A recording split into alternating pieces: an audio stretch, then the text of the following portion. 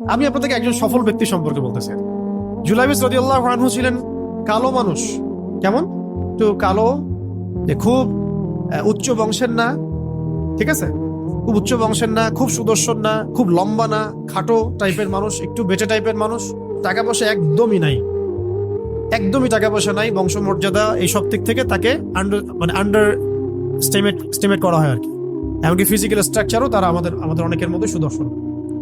তার অবস্থা কেমন? নবী সাল্লাল্লাহু আলাইহি ওয়াসাল্লামের সাহাবীরা অন্য হাদিস থেকে বলেছেন যে নবী সাল্লাল্লাহু আলাইহি ওয়াসাল্লাম মসজিদে যেতেন, মদিনায় মসজিদ নববীতে যেতেন, রাস্তার পাশে তিনি পড়ে থাকতেন। ধরেন আমরা মসজিদে হেঁটে আসতেছি, রাস্তার পাশে একজন বসে আছেন, গায়ের জামা কাপড় খুব একটা উন্নত না, ছেঁড়া, তাসবিহ নিয়ে জিকির করতেছেন। আপনি কি খুব ফোকাস করবেন তার দিকে? করবেন না। কিন্তু মানুষ তার দিকে ফোকাস করে না খুব একটা, যাওয়া আসা করে সে পড়ে থাকে। কেউ খাবার দিলে খায়, না দিলে খায় না, এইভাবেই তার দিন যাচ্ছে। কোথাকার ঘটনা এটা? মদিনায়, হিজরতের পরের ঘটনা। সাহাবীর নাম জুলাইবিস রাদিয়াল্লাহু আনহু। খুব উচ্চ বংশের না, অর্থবিত্ত নাই। বারবার বলছি, আমি রিপিট করতেছি কেন? বিকজ এটা আপনাদের সাথে অনেক অনেক মানে সাইকোলজিক্যালি মিলবে বিষয়টা অনেকের সাথে, এবং এটা আমাদের খুব ভালো করে জানাও দরকার আছে। একদিন নবী সাল্লাল্লাহু আলাইহি ওয়াসাল্লাম তাকে বললেন যাওয়ার সময়, হে জুলাইবিস, তুমি কি বিয়ে করবা? প্রশ্নটা কি? খুব মজার আলোচনা না এটা আমাদের কাছে, অনেকের কাছেই। হে জুলাইবিস, তুমি কি বিয়ে করবা না? প্রশ্নটা এরকম ছিল, হে জুলাইবিস, তুমি কি বিয়ে করবা না? উনি তো আকাশ থেকে পড়লেন, ইয়া রাসূলুল্লাহ, আমাকে কে বিয়ে করবে? আমার না আছে চেহারা সুরত, না আছে আমার বংশমর্যাদা, না অর্থবিত্ত, আমি কিভাবে বিয়ে করবো? কে মেয়ে দিবে আমাকে? কে আমাকে মেয়ে দিবে? তো ওদিন নবী সাল্লাল্লাহু আলাইহি ওয়াসাল্লাম চলে গেলেন, কিছু বললেন না। পরের দিন আবার বললেন, ইয়া জুলাইবিস, আলা তাতাযাওয়াজ, তুমি কি বিয়ে করবা না? একই উত্তর, ইয়া রাসূলুল্লাহ, আপনি গতকালকে এক কথা বললেন, আবার বলতেছেন বিয়ে করবেন, আমাকে কে বিয়ে করবে? তৃতীয় দিন নবী সাল্লাল্লাহু আলাইহি ওয়াসাল্লাম আবার বললেন, আলা তাতাযাওয়াজ ইয়া জুলাইবিস, তুমি কি বিয়ে করবে না হে জুলাইবিস? তিনি এবার বলছেন, আপনি কি আমার সাথে রসিকতা করতেছেন? আমাকে কে বিয়ে করবে? তো নবী সাল্লাল্লাহু আলাইহি ওয়াসাল্লাম বললেন যে অমুক আনসারী সাহাবীর বাসায় যাও। অমুক আনসারী সাহাবীর বাসায়, আনসারী সাহাবী কারা? যারা মুহাজির সাহাবীদেরকে আশ্রয় দিয়েছেন। অমুক আনসারী সাহাবীর বাসায় যাও, সেখানে একজন বিবাহযোগ্য নারী আছে, মেয়ে আছে, তাকে গিয়ে বলো যে আমি রাসূল সাল্লাল্লাহু আলাইহি ওয়াসাল্লামের পক্ষ থেকে আমার বিয়ের প্রস্তাব নিয়ে আসছি। তিনি গেলেন, যাওয়ার পরে বললেন যে আমাকে প্রস্তাব সহ পাঠানো হয়েছে। মেয়ের বাবা আর মায়ের রিয়াকশন ছিল অনেকটা সাধারণত যা হয় তেমন আর কি। তুমি বিয়ের প্রস্তাব নিয়ে আসছো, তুমি কি খাওয়াবা মেয়েকে? কোথায় রাখবা? তোমার তো নিজের কোনো থাকার জায়গা নাই। প্রশ্ন কিন্তু যৌক্তিকই। আমি মেয়ের তো বাবা, আমিও তো এই প্রশ্নই করবো নাকি? প্রশ্ন করবেন না? আপনার মেয়ে থাকলে এভাবে প্রশ্ন করবেন তো আপনি। তো তারাও সেই প্রশ্ন করলেন, এমনকি এক পর্যায়ে রিফিউজ করে দেওয়া হলো, না এটা পসিবল হবে। এই কথাগুলো, কনভারসেশন গুলো ভিতর থেকে শুনছিলেন সেই মেয়ে নিজেই, আনসারী সাহাবী, মদিনার আনসারী মেয়ে। মদিনার আনসারী মেয়েরা কিন্তু অনেক সুদর্শন তৎকালীন সময়ের কাছে, উচ্চ বংশের, সুদর্শন, খুবই এলেমওয়ালা হতেন তারা, হিপস ক্ষমতা খুব থাকতো, খুবই জজবাওয়ালা, মানে জিহাদের মাঠে একদম যুদ্ধ করেছেন তারা একদম। নবী সাল্লাল্লাহু আলাইহি ওয়াসাল্লামের আশেপাশে ছিলেন। উহুদের সময় একজন আনসারী সাহাবী ছিলেন, মহিলা সাহাবী, উম্মে আমারা, তীর ছুঁড়েছেন নবী সাল্লাল্লাহু আলাইহি ওয়াসাল্লামের পাশে। তো ওনারা কিন্তু খুবই গায়রতওয়ালা মানুষ। তিনি বলছেন, হে আমার বাবা মা, এই প্রস্তাব কে পাঠিয়েছে? নবী সাল্লাল্লাহু আলাইহি ওয়াসাল্লাম। যে প্রস্তাব রাসূল পাঠিয়েছেন সেটাকে কিভাবে তোমরা ডিনাই করো? আমি জুলাইবিসকে বিয়ে করবো ইনশাআল্লাহ। কে বলছেন এটা? আপনি পুরো সিস্টেম খুঁজে এরকম একটা আনসারী সাহাবীর মতো মেয়ে আমাকে দিতে পারবেন? ইল্লা মাশাআল্লাহ, হইতে পারে ইল্লা মাশাআল্লাহ। তো ওই মেয়ে, নারী সাহাবী, তিনি রাজি হলেন। এবার শোনেন, এবার বিয়েও হলো, মাশাআল্লাহ, বাসর হলো, এবং সকালবেলা আওয়াজ হচ্ছে, মদিনার চারপাশে এলান হচ্ছে যে হে মুসলিমরা, সবাই বের হও, ইহুদিদের সাথে যুদ্ধে আমাদেরকে খায়বারে যেতে হবে। ইহুদিদের সাথে যুদ্ধে আমাদেরকে খায়বার আক্রমণ করতে হবে। নবী সাল্লাল্লাহু আলাইহি ওয়াসাল্লাম তোমাদেরকে আদেশ করেছেন। এটা কিন্তু হুদাইবিয়া সন্ধির পরের ঘটনা। আর ইহুদিদের সাথে আমাদের বেশ কয়েকটা যুদ্ধ হয়েছে, বনু কুরাইজার সাথে, বনু কাইনুকার সাথে, বনু নাজিরের সাথে, এবং ফাইনালি খায়বারে এদের সাথে। তো জুলাইবিস রাদিয়াল্লাহু আনহু বের হয়ে গেলেন যুদ্ধের জন্য। এবং খায়বারের যুদ্ধ হলো, খায়বার অবরোধ করা হলো, এবং খায়বার যুদ্ধের বিশাল হিস্ট্রি আছে, আপনারা পড়ে নিয়েন, লম্বা কথা। এই খায়বার দুর্গ জয় হয়, এবং এই দুর্গ পুরো জয় করতে, সবগুলো দুর্গ জয় করতে মোট 12 থেকে 16 জন মুসলিম সাহাবী শহীদ হন। 12 থেকে 16 জন বা 18 জনের মতো, এই ফিগার, এইটুকুর মতো 12 থেকে 16 বা 18, এতটুকু, এত কম সংখ্যক সাহাবী শহীদ হয়েছেন খায়বার যুদ্ধ জয়ে। আর ইহুদিদের তো বহু ইহুদি মারা গেছে। এবং খায়বার বিজয়ের পরে মুসলিমদের আর্থসামাজিক যে অবস্থা, মানে টাকা পয়সা, ল্যান্ড, গনিমতের মাল প্রচুর বেড়ে গেছে। এখন নবী করিম সাল্লাল্লাহু আলাইহি ওয়াসাল্লাম শহীদদের লাশ তালাশ করছেন, কোথায় কোথায় শহীদরা আছে, তাদের মানে কবরস্থ করার প্রসেসিং হবে। উহুদ যুদ্ধেও তো হয়েছে না, ওই রকমই প্রত্যেকটা যুদ্ধেই তো এটা হতো। লাশগুলো তালাশ করতে করতে করতে করতে করতে একটা কর্নারে গিয়ে তিনি দেখলেন সেখানে জুলাইবিস রাদিয়াল্লাহু আনহুর লাশ পড়ে আছে। কার? জুলাইবিস রাদিয়াল্লাহু আনহুর লাশ পড়ে আছে, যার ব্যাপারে আমি গল্পটা বলছি আর কি।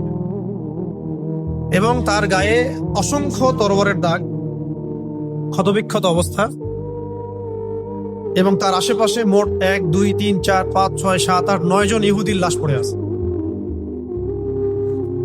ছোট সাহাবী, বলেছি আকৃতিতে ছোট, খুব উঁচু বংশের না, অর্থ সম্পদ কম, দেখতে সুন্দর না। গতকাল বিয়ে করেছেন, কেউ তাকে বিয়ে দিতে যাচ্ছিল না। তার এক পাশে কয়জন ইহুদির লাশ, তার পাশে মোট 9 জন ইহুদির লাশ পড়ে আছে, মাঝখানে তার লাশ ক্ষতবিক্ষত অবস্থায়। এই অংশটুকু আপনারা পড়ে নিয়েন, পড়লে আরো ভালো ফিল করবেন, একা একা পড়লে আরো ভালো ফিল করবেন। নবী সাল্লাল্লাহু আলাইহি ওয়াসাল্লাম নিজে তার কাছে গেলেন। হাদিসের মধ্যে আসছে, সিরাতের কিতাবের মধ্যে আসছে, নবী সাল্লাল্লাহু আলাইহি ওয়াসাল্লাম নিজে তার কাছে গেলেন। যাওয়ার পরে তার যে মাথা, সেই মাথার পাশে নবী সাল্লাল্লাহু আলাইহি ওয়াসাল্লাম বসলেন। বসার পরে নিজের হাতে জুলাইবিস রাদিয়াল্লাহু আনহুর চেহারা থেকে এরকম করে ধুলাবালিগুলো সরানো নবী সাল্লাল্লাহু আলাইহি ওয়াসাল্লাম। তার গা থেকে রক্তগুলো আমাদের নবী সাল্লাল্লাহু আলাইহি ওয়াসাল্লাম মুছলেন, আদর করলেন। চুলগুলো ঝাড়লেন। দৃশ্যটা চিন্তা করেন, তার চুলগুলো তিনি ঝাড়তেছেন, চেহারা থেকে রক্তগুলো মুছতেছেন। কে? নবী সাল্লাল্লাহু আলাইহি ওয়াসাল্লাম। তার চেহারা ধুলাবালিগুলো মুছতেছেন। নিজের এই পায়ের মধ্যে, উরুর মধ্যে তার মাথাটাকে নিয়ে এসে রাখলেন নবী সাল্লাল্লাহু আলাইহি ওয়াসাল্লাম। রাখার পর এইভাবে আদর করতেছেন। আর এরপর উপরের দিকে তাকালেন, তার জন্য তো দোয়া করলেন, উপরের দিকে তাকালেন, তাকে চোখ নামায় নিলেন। সাহাবায়ে কেরাম তো আশেপাশে আছেন অনেকেই, বললেন যে ইয়া রাসূলুল্লাহ, আপনি এমনটা কেন করলেন, চোখ নামায় নিলেন কেন? তখন তিনি বললেন যে আমি দেখলাম যে জান্নাতের হুরদের মধ্যে অসংখ্য হুর ছুটে আসতেছে, কে জুলাইবিসকে আগে বরণ করবে তার জন্য।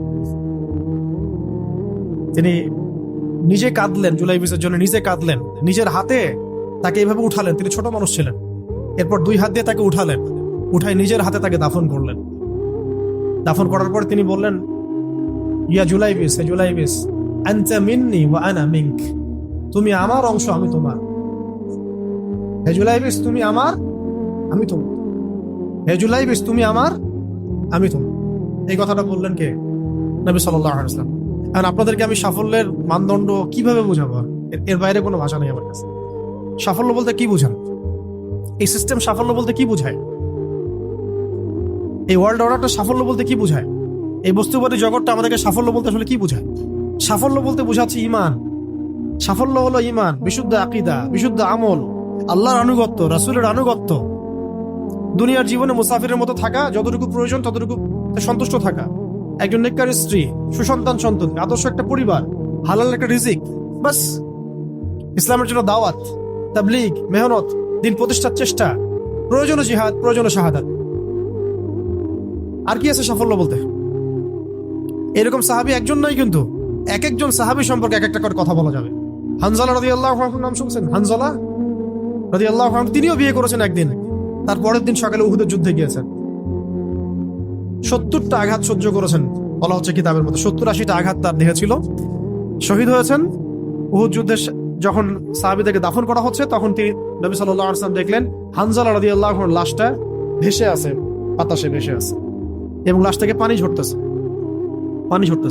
সাহাবীরা জিজ্ঞাসা করলেন, ইয়া রাসূলুল্লাহ, এটা কেমন, এটা কিভাবে হচ্ছে? তখন নবীজি বললেন যে হানজালা গত রাতে বিয়ে করেছে, গোসল করার সময় পায় নাই, সে সকালবেলা চলে আসে যুদ্ধের মাঠে, ফেরেশতারা তাকে গোসল দিচ্ছে, এটার পানি পড়ছে, আমরা দেখতে পাচ্ছি। সাফল্যের সংজ্ঞা আসলে কি? তো আল্লাহ পাক আমাদেরকে আসলে দুনিয়ার হাকিকত বোঝার তৌফিক দান।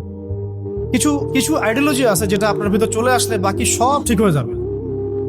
আর এগুলোর যদি ভিতরে ঠিক মতো না বলবৎ হয়, আপনাকে আমি ডালপালার ক্রাইসিস সমাধান, ওয়ার্ল্ড অ্যাফেয়ার্স, ইকোনমি এইসব বুঝে দিনের দিকে হেদায়েত দিতে পারবো না। আমরা কিছু বিষয় ভিতর থেকে আসতে হবে, যে আগে আপনাকে হাকিকত বুঝতে হবে, আসলেই দুনিয়া কি, আখেরাত কি, গন্তব্য কোথায়, কোত্থেকে আসছি, কোথায় যাব, কোত্থেকে আসছি, আমরা যাব কোথায়, কোত্থেকে আসছি, যাব কোথায়, মাঝখানের সময় আমার কাজ কি, কে আমার নবী, কি আমার দিন, আমার দিনের মৌলিক বিষয়গুলো কি, দিনের ইলম কি, আমল সালেহ কি, দিন প্রতিষ্ঠার মেহনত কাকে বলে, কি করলে আল্লাহ পাক আমাকে কালকে আমাদের মাঠে নবীদের, শহীদদের, সিদ্দিকদের সাথে হাসর করাবেন।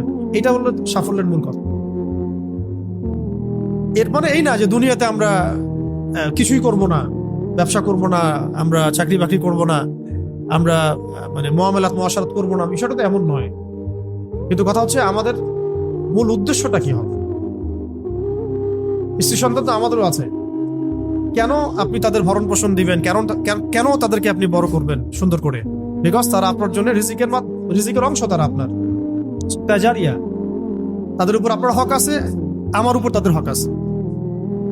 যার যার হক আমি কেন আদায় করবো? আল্লাহর সন্তুষ্টির জন্য, আল্লাহর সন্তুষ্টি অর্জনের জন্য সব কাজ করা, রাসূলের তরিকায় সব কাজ করা এবং হালাল খেয়ে কাজ করা। এগুলো আমাদের সবাইকে যত দ্রুত সম্ভব এগুলো ঠিক করে ফেলতে হবে। অলরেডি আমরা 15 বছর নষ্ট করে ফেলছি। এখন থেকে যদি স্টার্ট করে আপনি আরো 10 বছর পড়াশোনা করেন এবং দিনের জন্য কাজ করতে থাকেন, 10 বছর পরে আপনি নিজেই ফিল করবেন যে যদি কাশ আমি আরো 10 বছর আগে থেকে শুরু করতাম। প্রত্যেক সেই ব্যক্তি যে স্টার্ট করেছে, হেদায়েত পেয়েছে, সে ফিল করেছে যে কাশ এই কাজটা আমি আরো 10 বছর আগে করতাম। কারণ কিয়ামতের মাঠে কেউ যদি 70 জন নবীর সমানও নেকি নিয়ে উঠে, সেও মনে করবে ওই দিন আমার কোনো নেকিই নাই, আমি কিছুই করি নাই। দিনটি এতটাই ভয়াবহ হবে, ওটা নিয়ে আমরা ইনশাল্লাহ পরে একদিন কথা বলব। খেয়াল করছেন আপনারা, সারা ওয়ার্ল্ড ওয়াইড ধর্মের কনসেপ্টগুলোকে সরাই দিয়ে একটা নতুন কনসেপ্টের দিকে মানুষকে, হিউম্যানিজম, হ্যাঁ, তারপরে আরো কিছু আছে না ওদের কথা, কোনো ধর্মের প্রয়োজনে সব ধর্মই সমান, ধর্ম থেকে বের হও, এথিজমে চলে আসো, ধর্মের কোনো, এই যুগে আবার ধর্ম পালন করে মানুষ। পুরো ওয়ার্ল্ডকে ধর্মহীন করা এবং নিজেকে রবের আসনে বসানোর মূল কারিগরও এরাই সব ছড়িয়ে দিয়েছে সারা ওয়ার্ল্ড ওয়াইড। একটা একটা করে পাপের কথাই বলেন আর ফেরাউনের ফাংশনের কথাই বলেন, দেখবেন এগুলোর সাথে এদের সরাসরি কানেকশন আছে। ইভেন প্রযুক্তিগত উৎকর্ষের পিছনেও, নিউক্লিয়ার ওয়েপন্সের পিছনেও, মুসলিম নিধনের পিছনেও ইউনাইটেড নেশনস তো তারাই করেছে। ওয়ার্ল্ড ব্যাংক দিয়ে আমাদের রক্ত চোষা হয়েছে, এখনো হচ্ছে। ইসলামিক কারেন্সি উঠাই দেওয়া হয়েছে, কি করা হয় নাই? আর আমরা এগুলোকে মানে উন্নয়নের মানদণ্ড মনে করছি আর কি। শুধু তাই না, ইসলামিক খেলাফা ডিস্ট্রয় করেছে কারা? ওরাই। আমাদেরকে 57টা রাষ্ট্রে ভাগ করেছিল কারা? ওরাই। ওয়ানুম্মা কনসেপ্ট ভেঙে দিয়েছিল কারা? এরাই। আপনাকে আমাকে ন্যাশনালিজম গিলাইছে কারা? জাতীয়তাবাদ গিলিয়েছে কারা? এরাই।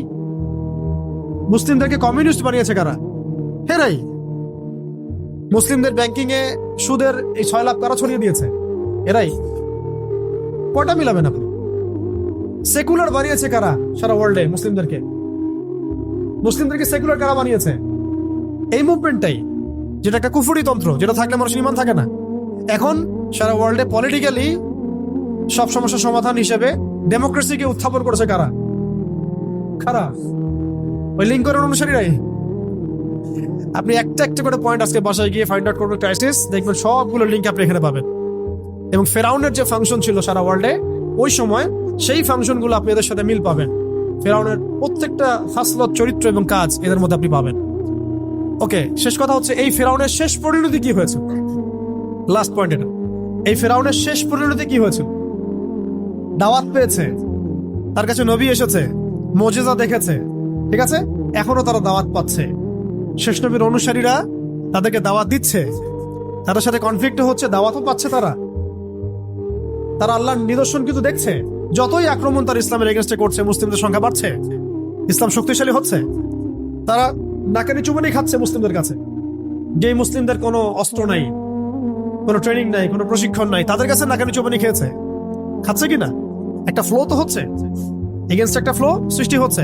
এই যে আপনারা যে দাড়ি রাখছেন, অথচ আপনাদের দাড়ি রাখার কথা না, বিকজ দাড়ি রাখার ফজিলত নিয়ে আপনাদের মনে হয় কোনো কিতাবে কোনো পড়াশোনা নাই। আছে? আছে কি? অনেস্টলি বলেন তো, আছে কিনা? কিতাবগুলো তো আছে, তো রাখলেন কেন? কিভাবে রাখলেন? বিকজ আল্লাহ রাব্বুল আলামিন ফেরাউনের এগেনস্টে মুসাকে দাঁড় করান। প্রত্যেক যুগে আল্লাহ পাক ফেরাউনের এগেনস্টে মুসাকে দাঁড় করান, এবং এই লাস্ট আখিরুজ জামানে এই গ্লোবাল ফেরাউনদের এগেনস্টে আল্লাহ পাক আমাদেরকে দাঁড় করিয়েছেন। সুবহানাল্লাহ, উম্মতে মুহাম্মাদীকে দাঁড় করিয়েছেন আল্লাহ রাব্বুল আলামিন। এটা আমাদেরকে বুঝতে হবে যে আমরা কার উম্মাহ। এখানে কোনো আর কোনো নবী আসবে না, এই ফাংশন প্লে করতে হবে আমাদেরকেই। এই ফেরাউনদের এগেনস্টে মুসার কাজ করতে হবে আমাদেরকেই, বিকজ আমরা মুহাম্মদ সাল্লাল্লাহু আলাইহি ওয়াসাল্লামের উম্মাহ। এবং শেষ পরিণতি কি হয়েছে? ফেরাউন এবং তার দলবল লোহিত সাগরে ডুবে মরেছে। জাস্ট একটু মনোযোগ দেন। ফেরাউন এবং তার দলবল লোহিত সাগরে ডুবে মরেছে, একসাথে না আলাদা আলাদা ভাবে? একসাথে, এট এ টাইম।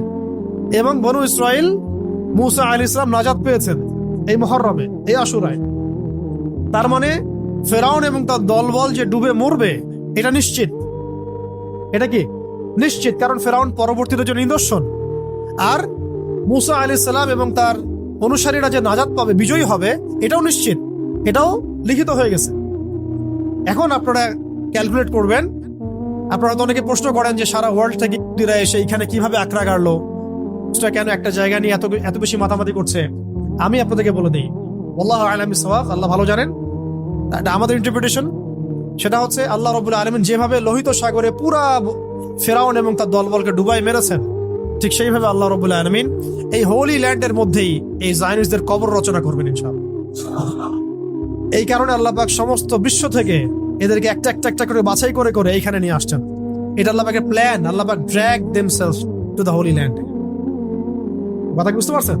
আল্লাহ পাক টেনে নিয়ে আসছেন ওদেরকে হোলি ল্যান্ডের মধ্যে। এখানে ওরা রাজত্ব করতে পারবে না। পারবে কয়দিন বলছি? 40 দিন। ওদের মিসা আসার পরে, ওদের মিসায় তাও আসার পরে আল্লাহ পাক ওদেরকে টেনে নিয়ে আসছেন একটা জায়গায় যেখানে ঠিক ওই ফেরাউনের মতোই আল্লাহ পাক এই বিশ্বের এবং সামনের যে আধুনিক ফেরাউন গুলো আছে এদেরকে এখানে ডুবাই মারবেন আল্লাহ রাব্বুল আলামিন। তবে এবার পানিতে ডুববে না, এবার ডুববে মুসলিমদের হাতে ইনশাআল্লাহ। এবার লোহিত সাগরে ডুববে না তারা, বরং এবার ডুববে ওই হোলি ল্যান্ডের মাটির নিচে ইনশাআল্লাহ। এবং এটা হবে ইতিহাসে সবচেয়ে শেষবারের মতো। এরপরে কোনো আল্লাহদ্রোহী শক্তি এই বিশ্বের মাথা চাড়া দিতে পারবে না ইনশাআল্লাহ। এরপর ঈসা আলাইহিস সালামের যুগ চলবে, 40 বছরের রাজত্ব চলবে। তার 40 বছরের শাসনে পুরা ওয়ার্ল্ড ওয়াইড গ্লোবাল খেলাফা কায়েম হবে। এরপরে মানুষ খারাপ হওয়া শুরু করবে, সেটা আলাদা আলোচনা, ওইটা আমরা পরে করবো ইনশাআল্লাহ। এটা নিয়ে আজকের আলোচনা না। আজকের এতটুকু অংশ যে দেখুন, যেভাবে ফেরাউন ফাংশন করেছে এরাও সেভাবেই ফাংশন করছে, এবং তাদের কাজ ফেরাউনের কাজের মধ্যে কোনো পার্থক্য দেখা যাচ্ছে না। ফেরাউনের যে পরিণত হয়েছিল এদেরও সেই পরিণত অচিরেই হবে, এটা নিয়ে কোনো ডাউট নাই।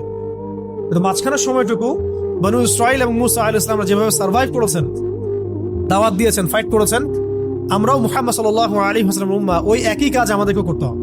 তো সামনে যদি এগুলো হতে থাকে তাহলে আমরা এখন কি করতেছি ভাই? আরেকটা পয়েন্ট শেষ করা হচ্ছে, আপনারা তো জানেন এই দিনেই ইমামুল হুসাইন রাদিয়াল্লাহু আনহু তার শাহাদাত হয়েছে, ঠিক আছে না? কার এগেইনস্টে? ইয়েজিদের বাহিনীর এগেইনস্টে, তাই তো? ইয়েজিদ কি এখানে ভালো ছিল? সে কি সৎ ছিল না জালেম ছিল? এখানে পয়েন্টটা হচ্ছে যে ইমাম হুসাইন রাদিয়াল্লাহু আনহু কখনোই জালেমদের সামনে মাথা নত করেন নাই, রাইট? ইমাম হুসাইন রাদিয়াল্লাহু আনহু সংখ্যাগরিষ্ঠ ছিলেন না, সংখ্যালঘিষ্ঠ ছিলেন। তাকে নির্মমভাবে ট্র্যাপে ফেলে হত্যা করা হয়েছে, যেভাবে আজকে মুসলিমদেরকে হত্যা করা হচ্ছে। আপনারা কি মিলাতে পারছেন? ইয়েজিদের আচরণ এদের আচরণ, ফেরাউনের আচরণ এদের আচরণ, মিলাতে পারছেন না? দেখেন, শেষ পর্যন্ত তারা মাথা নত করে নাই। কারা? এই ইমাম হুসাইন রাদিয়াল্লাহু আনহু এবং তার বাহিনী সবাই শহীদ হয়ে গেছেন, কেউ কিন্তু জালেমের সামনে মাথা নত করেন না। আত্মবাসীকে আপনি দেখেন, তারা শহীদ হতে যাচ্ছেও তারা কি মাথা নত করেছে? মাথা নত করে নাই। বরং এই ওয়ার্ল্ডে এই সিস্টেমের এগেইনস্টে স্বাধীন স্বতন্ত্র কোনো যদি জাতি থেকে থাকে তারা হচ্ছে গাজাবাসী। ওরা ফুল স্বাধীন। যে কথা আপনি পার্লামেন্টে বলতে পারবেন না সে করে দেখাতে পারবে। যে কথা আপনি আপনার রাষ্ট্র নিয়ে করতে পারবেন, যে কাজটা আপনি আপনার রাষ্ট্র নিয়ে করতে পারবেন না, করতে পারবে।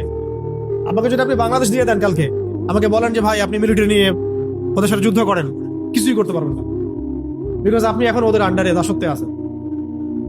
ভাই বুলেট ছুটতে পারবে, কারণ সে ওদের আন্ডারে দাসত্বের মধ্যে নাই।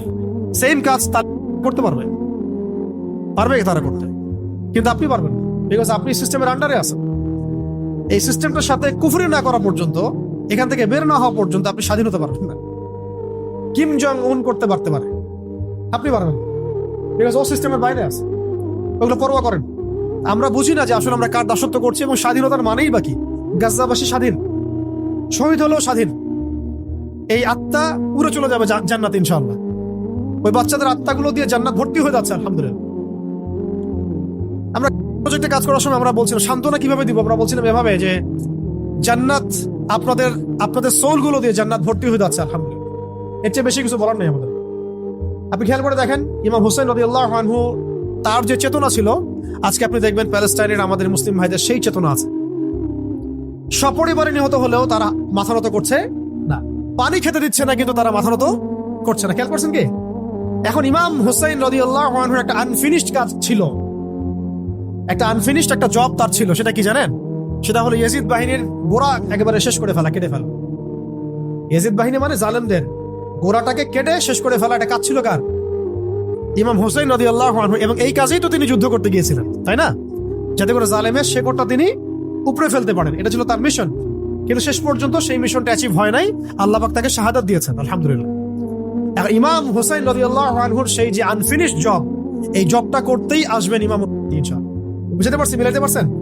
ইমাম হুসাইন রাদিয়াল্লাহু আনহুর যে আনফিনিশড একটা জব আছে বা ছিল ওই সময়, জালেমের গোড়া কেটে ফেলা, ওইটা করতেই আসবেন ইনশাআল্লাহ তাআলা ইমামুল, কার বংশ থেকে?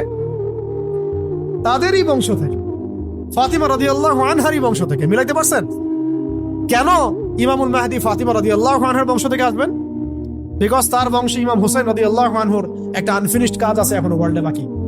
সেটা হলো ওয়ার্ল্ডের তিনি যে সময় ওয়ার্ল্ডে আসবেন, ওই সময়ের ফেরাউন, ওই সময়ের জালেম, ওই সময়ের কাফের মুশরিকদের গোড়া কেটে ফেল। তো ওয়ার্ল্ড ওইদিকেই যাচ্ছে এবং ওয়ার্ল্ড অ্যাফেয়ার্স এভাবেই আগাতে থাকবে। মাঝখানে আমাদেরকে কিছু গোলক ধাঁধার মধ্যে ফেলে রাখা হয়েছে, পড়াশোনা, চাকরি, জব, এইটা সেটা, এবং পলিটিশিয়ানদের সামনে তো একটা বাক্স রাখা হয়েছে আর কি। মানে ডানে যদি একটা পারমাণবিক বোম পড়ে, বামে একটা পারমাণবিক বোম পড়ে, তার কোনো মাথা ব্যথা নাই। মাথা ব্যথা হচ্ছে আমার ইলেকশন কবে দিবেন সেটা বলে। বুঝতে পারছেন? আমাদের সামনে এইভাবে আমাদেরকে ধোঁকাবাজির মধ্যে রাখা হয়েছে। এগুলো কোনো সলিউশন না। সলিউশন হচ্ছে আমাদেরকে এই দাসত্ব থেকে বের হতে হবে, ওদের দাসত্ব থেকে বের হতে হবে। এটা আপনি এদিকে পারবেন না তো, বিকজ এই সিস্টেমটা ওদেরই।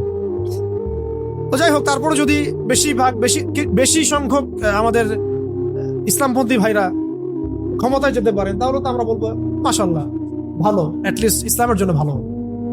ঠিক আছে, ওটা আমরা বুঝি যেটা মন্দের ভালো, বাট এটা এই সিস্টেম আপনাকে এগেইনস্টে লড়াই করতে দিবে না, বিকজ সিস্টেমটা ওদের নিয়ন্ত্রণের মধ্যে আছে।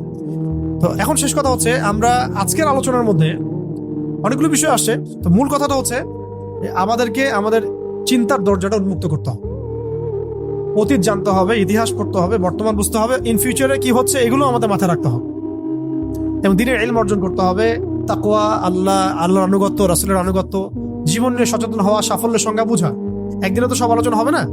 তো আজকে মুহররমের যে আলোচনাগুলো, এই যে মাস, এই মাসের তাৎপর্য, এই মাসের ফজিলত, এই মাসের সাথে কেন একটা কওমের নাজাত জড়িত আছে, তারা কি করেছিল, ফেরাউনের কি ফাংশন ছিল, ফেরাউন সারা ওয়ার্ল্ডে কি ফাংশন প্লে করেছিল, ওই ফাংশনের সাথে আজকে কোনো কওমের মিল আছে কিনা, এবং কেন তার যে মমিটা সেটা ওই সালেই বের হলো যেই সালে খ্রিস্টরা মুভমেন্ট শুরু করলো।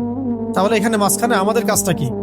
সেই ইমামুল হুসাইন রাদিয়াল্লাহু আনহুর যে কাফেলা, সেই চেতনা, সেই আদর্শ ধারণ করা এবং সেইভাবে নিজেদের জীবনটাকে প্রস্তুত করা। যদি আল্লাহ পাক সেই সুযোগ দেন, যেন সুযোগটা হাতছাড়া না হয়। ব্লাড খুব প্রেশিয়াস জিনিস, এটা যেখানে সেখানে দিতে হয় না। ব্লাড খুব প্রেশিয়াস একটা আমানত আল্লাহ পাকের, এটা যেখানে সেখানে দিতে হয় না। ডেমোক্রেসির জন্য ব্লাড দেওয়ার কোনো মানে নাই, কোনো মানে নেই। সেকুলারিজমের জন্য ব্লাড দেওয়ার মধ্যে কোনো সার্থকতা নেই। কমিউনিজমের জন্য ব্লাড দিয়ে কোনো লাভ নাই। জাতীয়তাবাদের জন্য ব্লাড দিয়েও কোনো লাভ নাই। ব্লাড দিতে হবে আল্লাহর দ্বীনের জন্য, যেটা ইমাম হুসাইন রাদিয়াল্লাহু আনহু দিয়েছেন। তিনি ন্যাশনালিজমের জন্য দেন নাই, তিনি কোনো তন্ত্রমন্ত্রের জন্য দেন নাই, তিনি দিয়েছেন কার জন্য? আল্লাহর জন্য। তো আগামী দিনগুলোতেও জালেমদের পতন হবে ইনশাআল্লাহ। ঠিক যে পরিণতি হয়েছে ফেরাউনের, সেটা হবে এই যুগের ফেরাউনদেরও। আল্লাহ পাক ওদেরকে এক জায়গায় জড়ো করেছেন একসাথে ধ্বংস করার জন্য। অতএব এখন যা হচ্ছে আমাদের সামনে, এগুলো নিয়ে মোটেই বিচলিত হবেন না। ভাববেন না যে আমাদের শক্তি কম, আমরা পারছি না, মুসলিমদের মনে হয় আর উন্নতি হবে না, সব শেষ হয়ে যাচ্ছে। মোটেই না, এগুলো হচ্ছে একটা পরীক্ষা। আল্লাহ পাক দেখতে চাচ্ছেন যে আমরা পরীক্ষায় কতটুকু ভালো করি, কতটুকু খারাপ করি, এবং এগুলোর মধ্য দিয়ে আল্লাহ পাক আমাদেরকে তৈরি করতে চাচ্ছেন। ওয়ার্ল্ডের এগুলো স্পষ্ট হওয়ার পরেও যদি আমাদের চোখ না খোলে, তাহলে বলতে হবে আমাদের আধ্যাত্মিক অন্ধত্ব আছে। এই অন্ধত্ব দূর করার জন্য আমাদের সবাইকে বেশি বেশি তাজকিয়ার চর্চা করতে হবে। দিনের প্রত্যেকটা বিষয়ে, বেসিক ফান্ডামেন্টাল বিষয়কে মেনে চলতে হবে। আল্লাহ পাক আমাদের সবাইকে আজকের আলোচনার মূল বিষয়গুলো বোঝার তৌফিক দান করে। এবং মানে আমি চাচ্ছি ক্রিয়েটিভ কিছু থিঙ্কার তৈরি হোক। মানে ক্রিয়েটিভ থিঙ্কার আমাদের দরকার। আচ্ছা, একটা জিনিস পড়লাম, মুখস্থ করলাম না, আপনি ভাবেন, চিন্তা করেন। আমি যেগুলো বললাম সেগুলো সব না, আর অনেক চিন্তা আসতে পারে এখানে, আর অনেক চিন্তা আসতে পারে। লাস্ট 300 বছরের হিস্ট্রি জানা দরকার, ওদের ফাংশন জানা দরকার, ওদের প্ল্যান জানা দরকার, ঠিক আছে? এবং আমাদের ল্যাকিংস গুলোকে ফাইন্ড আউট করা দরকার, এবং আমাদের ক্রাইসিস গুলো লিস্ট আউট করা, এবং সলিউশন কি হতে পারে এটা আমাদেরকে বের করতে হবে। আজকে এগুলো বলে দিব না, আপনারা নিজেরা এগুলো ফাইন্ড আউট করবেন। পরে ইনশাল্লাহ কোনো একদিন আমরা চলমান সংকট সমাধান এগুলো নিয়ে কথা বলবো ইনশাল্লাহ। ঠিক আছে, আজকে এইটুক থাক, অনেক দেরি হয়ে গেছে। আপনাদের সবাইকে জাযাকুমুল্লাহ খায়রান আজকের এই আয়োজনটাকে সফল করার জন্য। ইনশাআল্লাহ আল্লাহ পাক চাইলে আমরা প্রতি মাসে একটা করে দার্স চালু রাখতে পারি ইনশাআল্লাহ। তো সবাই দোয়ায় শরীক হই, সামান্য একটু দোয়া করা উচিত। আমরা দোয়া করি, সবাই আমিন বলবো। আমরা দোয়া করি যেন আল্লাহ পাক আমাদের সবাইকে দ্বীনের সহিহ বুঝ দান করেন, হৃদয়ের অন্ধত্বগুলো দূর করে দেন, এবং আল্লাহর দ্বীনের যে জ্ঞান অর্জন না করলে আমরা মুমিন থাকতে পারছি না, ওই জ্ঞানটুকু অর্জন করার তৌফিক দান করেন। যা জ্ঞান হাসিল করব এই অনুযায়ী আমল করার তৌফিক দান করেন। লাইফ সম্পর্কে সিরিয়াস হওয়ার তৌফিক দান, এবং সাফল্যের মানে অরিজিনাল যে ডেফিনেশন এটা বোঝার তৌফিক দান। নিজের লাইফের রোড ম্যাপ সাজিয়ে ফেলার তৌফিক দান করেন, এবং চিন্তার জগৎটা আল্লাহ পাক উন্মুক্ত করে দেন। আরো বলবো যে বর্তমান সময়ের যে মানে ইসলাম বিরোধী যে তৎপরতাগুলা, এগুলো বোঝার তৌফিক আল্লাহ পাক আমাদেরকে দান। এদের এগেনস্টে আমরা কিভাবে কাজ করব, এটাকে ঠান্ডা মাথায় বসে বুঝে ঐক্যবদ্ধভাবে কাজ করার তৌফিক দান। একা একা আপনি এই প্রবলেমগুলো সলভ করতে পারবেন না। তাই আমরা মাশওয়ারা ভিত্তিক চলবো ইনশাআল্লাহ, প্রজ্ঞা অবলম্বন করব, সবাইকে দাওয়াত দিব, দাওয়াতের মেহনত অব্যাহত রাখবো। ইনশাআল্লাহ বিজয় আমাদের হাতে লেখা আছে, আমাদের কপালেই বিজয় লেখা আছে। এটা কোরআন বলছে, হাদিস বলছে, এবং আমি বললাম তো আখিরুজ্জামানের পুরো সিলসিলাটাই বলে দিচ্ছে যে সামনে কি হবে ইনশাআল্লাহ। এই বাকি